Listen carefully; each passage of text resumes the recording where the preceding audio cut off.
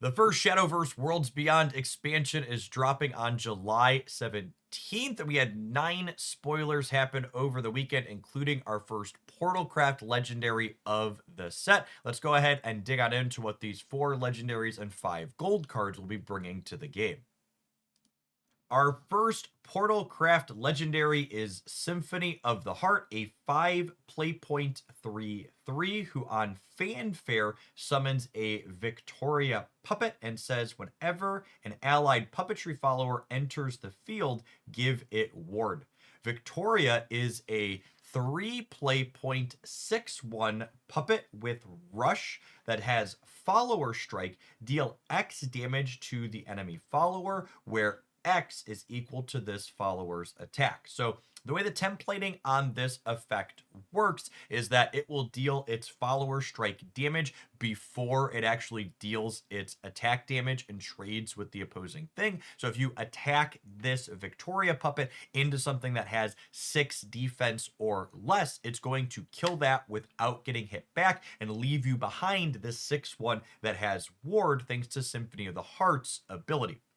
This type of effect is exactly what the Puppets deck is really looking for, and I think this will be an easy staple inside of it, because this is a card that lets you interact with your opponent's board without spending your very valuable evolution points. The Puppets deck really wants to save its Super Evos for Orcus, and ideally its regular evolutions for its copies of Liam at the top end of the curve, so it can use those to really close out and finish games. So gaining more tools like this one that can allow you to interface with the opponent's board without needing to spend those is really valuable. She also gives you some key sustainability in matchups. Being able to play out your 1/1 puppets with ward defensively is an incredible boon as well, and something that's going to make her in particular difficult for your opponents to take off the board, so long as you have lots of puppets to swarm around her to keep her protected. Next, we have the Untamed Wild, our second Forestcraft Legendary spoiled for this expansion, a 7 playpoint 7/7 who on fanfare lets you select 2 enemy followers on the field and give them can't attack followers or leaders until the end of your next turn. She also has the Super Evolve effect of letting you pick 2 enemy followers and give them at the end of each turn, deal 1 damage to your leader and 2 damage to this follower.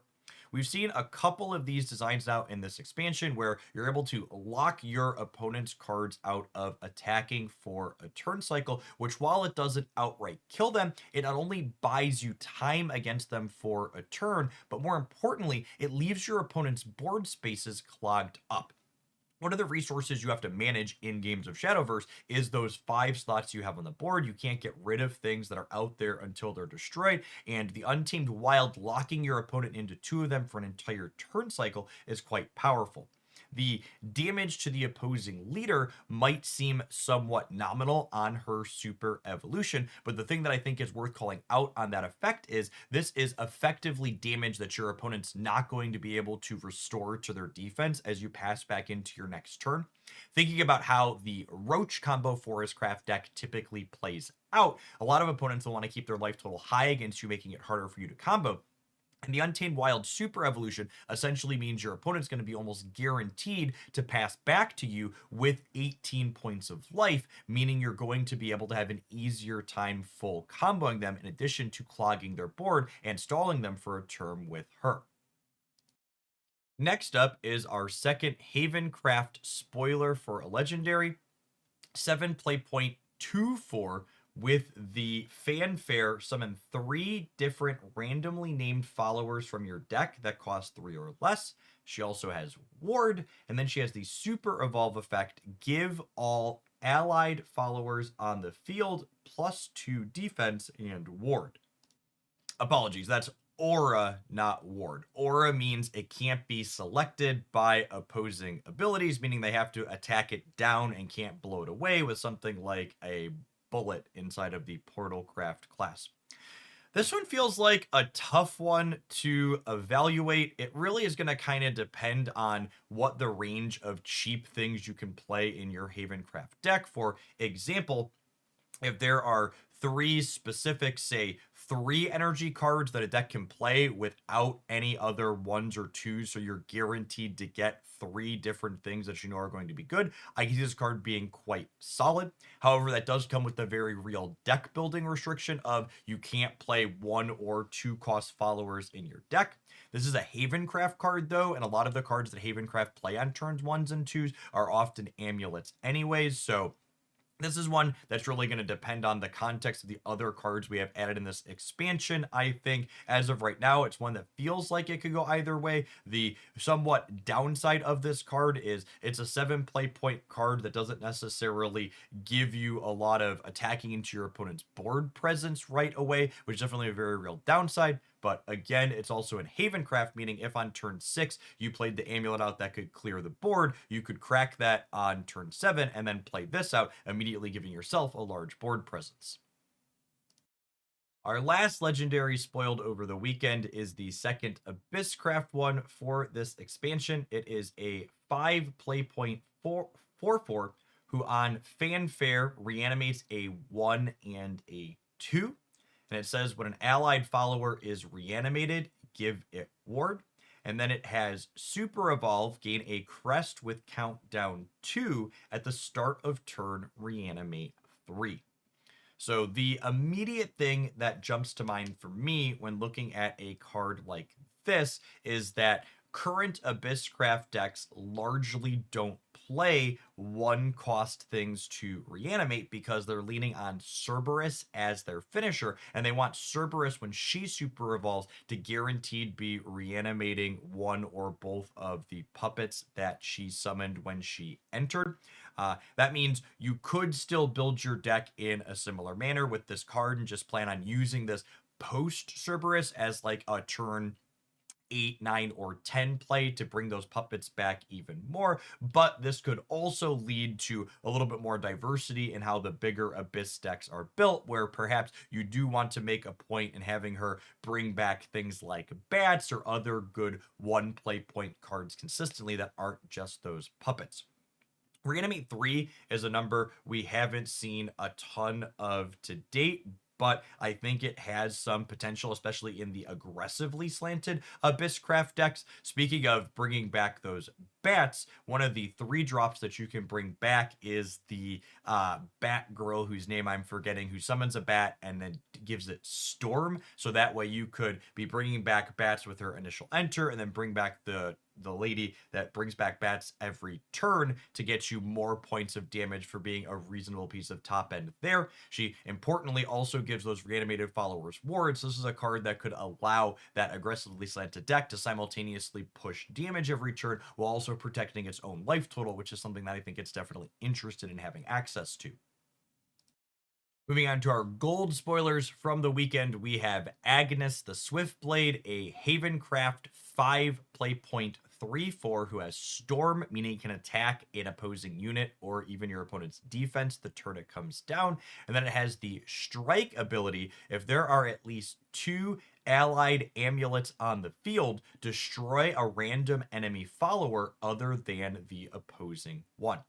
This effect seems incredibly powerful if you're playing an amulet-based Haven deck that can enable it consistently. In particular, the way that this is templated, it means that if you're striking your opponent's face for 3 and they have only 1 unit in play, she's going to blow that unit up while also pushing damage. If your opponent has 2 units in play, you could attack one of them directly to guaranteed destroy the other. And if they have more than that, there's going to be a little bit of variance inside of her effect. The Stormhaven deck is the one that I was most impressed with for that class inside of our first expansion, and she seems like a really natural fit inside of there as an additional way to both push damage but also help you manage the board while doing so. Our first gold Portalcraft spoiler of the set, the Afterglow of Darkness, a 2 play point 2/2 who adds a gear to your hand when she enters on Fanfare, and then has the Evolve effect. Select an artifact in your hand, give it Ward, and the effect can't be destroyed by effects, but could still be destroyed by damage. Basically, this means whatever artifact you're attaching this to can't be blown up by something like a Divine Thunder, but it can still be attacked directly, and it's going to have Ward, so it's going to be the first target that your opponent's attacking. I feel like there's a lot of competition in the 2 play point slot for Portalcraft for things that make gears when they come into play. In particular, we have a common in that slot right now that when it evolves, it deals 3 damage to something on the opponent's side of the board. So it helps you kind of stabilize the board early. That being said, generating an artifact that has Ward on it is not nothing. There's a number of matchups where the Portalcraft artifact deck currently feels like it needs to prioritize getting 1/5 artifacts into play thanks to their Ward mechanic, and being able to instead put that Ward on a bigger one that's impacting either your life total or the opponent's or their board while still giving you that ward effect could have a lot of value. It feels like whether you'll be playing this one or the other 2 energy cards we already have is really going to depend on whether or not the context of the metagame determines wards more valuable or interfacing with the stuff already on the field is more important early.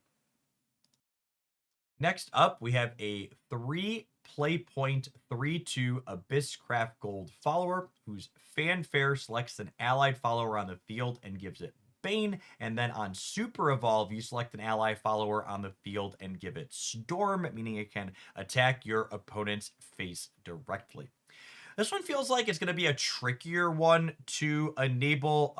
One thing for playing her early is you have something like a skeleton on the field entering to give that Bane, so that way it can trade up with something, could be valuable. The Super Evo is a curious templating because you would want to be kind of either having her in play, which seems unlikely for a turn cycle, or playing her the same turn you're giving something else Storm.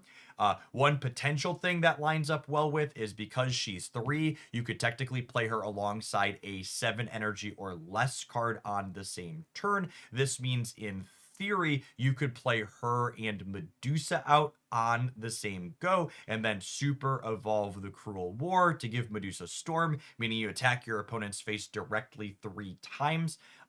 This is one that I could see going either way, but I feel like I err on the side of maybe being a little bit weaker potentially. A lot of moving parts that to line up well for its effects to get value, I think. Next up, we have a gold Dragoncraft follower that has a lot going on, so bear with me here for a moment. It's a 7 play point 5/5 that on enter gives you a crest as well as summons 2 copies of Orca of the Great Sea. The Orca is a 2/2 that has rush. The crest says whenever an allied marine follower enters the field, restore 1 defense to your leader. And obviously the orcas are our first marine followers in the game, so she heals you 2 when she enters. And then on Super Evolve, she gives you 2 more copies of the orca. So at face value, this is a 7 energy play that gives you a 5/5 and 2 2/2s with rush that heals you for 2. If you invest a super evolution into her, she's then an 8/8 that gives you 4 2/2s with rush and heals you for 4.